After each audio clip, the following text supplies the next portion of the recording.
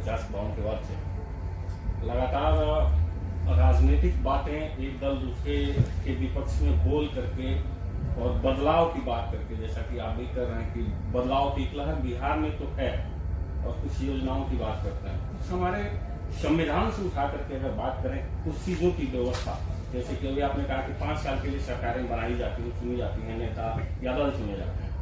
10 साल के लिए एक व्यवस्था बनाई गई थी संविधान में। आज 72 वर्ष 74 वर्ष बीत जाने के बाद जो व्यवस्था चलती जा रही है, बढ़ती जा रही है, आरक्षण व्यवस्था को क्या आप देश हित और जनहित में अच्छा मानते हैं? बिल्कुल बिल्कुल मानता हूँ। आरक्षण की जो व्यवस्था है वो जायज है, बनी रहनी चाहिए।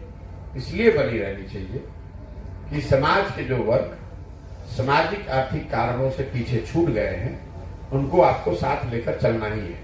जिस संविधान में जिस प्रावधान की आप बात कर रहे हैं 10 साल 20 साल की, उसमें यह तय किया गया था कि 10 साल में इनकी स्थिति सुधर जाएगी। 10 साल महत्वपूर्ण नहीं है, महत्वपूर्ण यह था कि उनकी स्थिति बराबरी की हो जाएगी।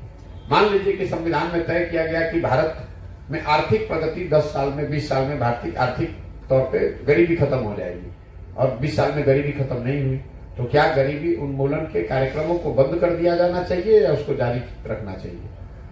20 साल का ये जो तर्क है ये बिल्कुल गलत तर्क है।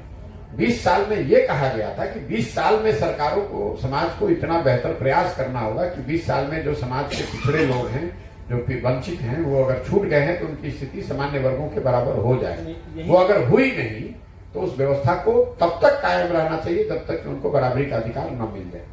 जैसे सर आर्थिक आधार पर या जाति का अब यहाँ समाज में आर्थिक आधार पर आरक्षण की कोई बात नहीं। यहाँ अगर 33% वाला आदमी शिक्षक बनता है और 90% वाला नहीं बनता है तो शिक्षा व्यवस्था कैसे सुधरेगी? आपको लग रहा है कि उसी की वजह से शिक्षा व्यवस्था खराब है?